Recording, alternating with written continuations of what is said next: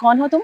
Ma'am पापा की सुबह तबीयत खराब हो गई थी, इसलिए उन्होंने अपनी जगह मुझे भेजा है। बस तुम लोगों को जब छुट्टी चाहिए होती है ना, तबीयत खराब का बहाना मार लेते हो। अच्छा अच्छा ठीक है। और ये क्या होलिया बना रखा है तुमने? तुम्हें कुछ मैनर्स भी है कि नहीं कि ड्यूटी पर कैसी ड्रेस पहनकर आते हैं?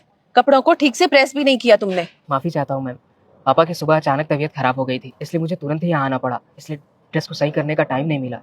सॉरी मैम, नेक्स्ट टाइम ऐसा नहीं होगा। तुम लोअर क्लास लोगों की ना बस यही प्रॉब्लम है, गलती करो और सॉरी बोल दो। सॉरी का मतलब भी जानते हो तुम? तुम्हें कैसे पता होगा? Uneducated people. खैर अब गाड़ी निकालो जल्दी से, मुझे ना तुम्हारी वजह से पहले ही बहुत देर हो गई है। जी मैम।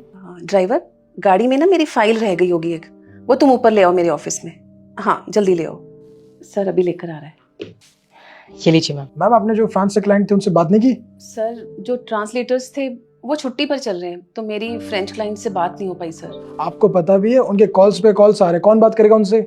अगर ये डील डन नहीं हुई तो पता है कितना बड़ा लॉस हो सकता है हमारी कंपनी को। आपसे उम्मीद ही नहीं करना चाहिए था मुझे। कौन करेगा बात अब? सर मैं कुछ बोल सकता हूँ? तू अभी तक यहीं खड़ा है, गया नहीं? बॉस के सामने बोल रहा है, बदतमीज। मैं भी ना किसे समझा रही हूँ, तेरे लिए तो काला अक्षर भैंस बराबर है। चल निकल यहाँ से। एक मिनट रुको, कौन हो तुम? बेटा तूने देखकर मुझे इग्नोर किया तो तेरा सर्वनाश हो जाएगा, लेकिन तू मुझे सब्सक्राइब और लाइक शेयर कर देगा तो तुम्हारे घर खुशियों से भर देंगे। सर मैं इनका ड्राइवर हूँ और मुझे फ्रेंच लैंग्वेज आती है। उन क्लाइंट को कहो कि हमें ये डील मंजूर है और बहुत जल्द हम ये पार्टनरशिप करेंगे। ठीक है, इट्स डन सर। गुड। अच्छा एक बात बताओ, तुम्हें ये फ्रेंच लैंग्वेज कैसे आती है? सर मैं गाइड भी रह चुका हूँ, तो अलग अलग कंट्री से बहुत सारे टूरिस्ट आते थे, जिनमें से फ्रांस कंट्री से भी थे, तो इस वजह से मैंने कई भाषाएं सीख ली, जिसमें से एक भाषा फ्रेंच भी है। और मैम मैं आपसे भी कुछ कहना चाहता हूँ। आपने मुझे अनपढ़ और गंवार समझ लिया बिकॉज ऑफ माई अपीयरेंस। मेरे कपड़ों से मुझे आपने जज कर लिया।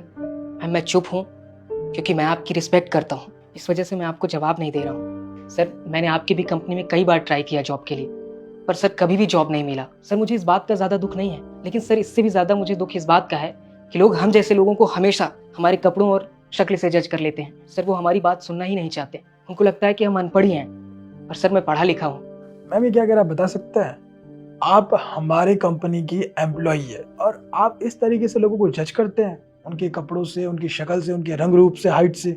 आगे से कभी भी मैं किसी के लुक्स से उसको जज नहीं करूंगी। आपको कभी भी शिकायत का मौका नहीं मिलेगा दोबारा। I am sorry sir. और तुम, वैसे तुम्हारा इंटरव्यू हो चुका है हमारी कंपनी में, मैंने तुम्हारा इंटरव्यू ले लिया है, कल से तुम हमारी कंपनी में ज्वाइनिंग कर सकते हो एज अ ट्रांसलेटर। तो